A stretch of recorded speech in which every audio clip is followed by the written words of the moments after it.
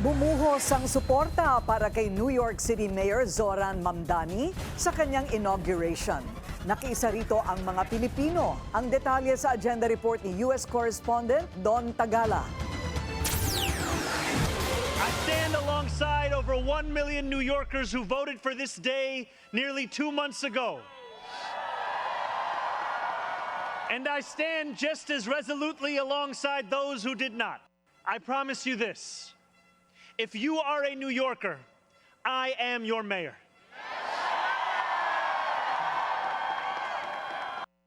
Hindi ininda ng mahigit 40,000 supporters ang tindi ng sub-freezing temperature sa New York City para mapabilang sa mga dumalo sa makasaysayang inauguration ni Mayor Zoran Mamdani sa steps ng City Hall.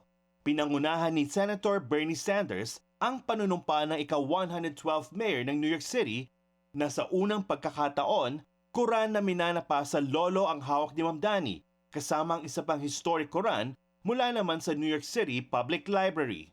I, Zoran Kwame Mamdani, I, Zohran Kwame Mamdani, do solemnly swear that that I will support the Constitution of the United States and that I will faithfully discharge the duties of the office of the Mayor of the City of New York.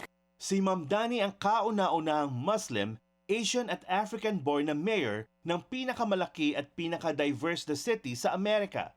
At ayon kay Mamdani, ang Big Apple ay para sa lahat ng nakatira dito. Together, we will tell a new story of our city. This will not be a tale of one city governed only by the 1%, nor will it be a tale of two cities, the rich versus the poor. It will be a tale of 8.5 million cities, each of them a New Yorker with hopes and fears, each a universe, each of them woven together. Most importantly, demanding that the wealthy and large corporations start paying their fair share of taxes. Kasama sa halos 7 blocks ng supporters at spectators na dumalo sa inauguration block party ang ilan sa mga miyembro ng Filipino community.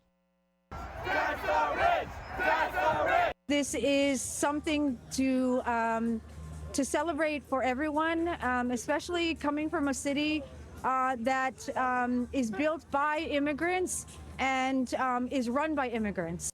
Malaking selebrasyon din ito para sa mga Filipinos for Zoran, na kabilang sa 100,000 campaign volunteers na tumulong iluklok ang Democratic Socialists sa pwesto.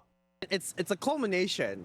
It's all of our hard work came into this point, and to see a mayor who truly represents the people, to see a mayor who also truly represents like the Filipino community, especially because he has done a lot for us, and I know he will continue to do more. With this new administration, the heavy emphasis is going to be dignity for everyone. What I'm looking forward to most is an administration that governs to better New York, to really serve its people and make it equitable for everyone. Sorpresang dumalo sa inauguration block party ang isa sa matinding political opponents ni Mamdani sa pagka-mayor, si Curtis Liwa, na nag-iwan ng mensahe para sa mga supporters nito at para na rin sa mga hindi bumoto kay Mamdani.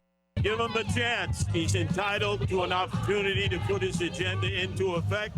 If Zoran does well, we do well in the city, we do well in the state, we do well in the country.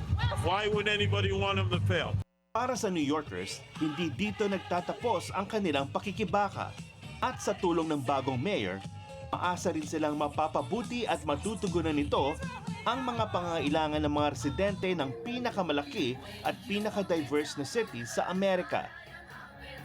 Para sa Agenda, Don Tagala, Billionaire News Channel, New York. Manatiling nakatutok sa Bilyonaryo News Channel. Sumubaybay sa aming social media accounts at mag-subscribe sa aming YouTube channel para sa mga bago at eksklusibong balita.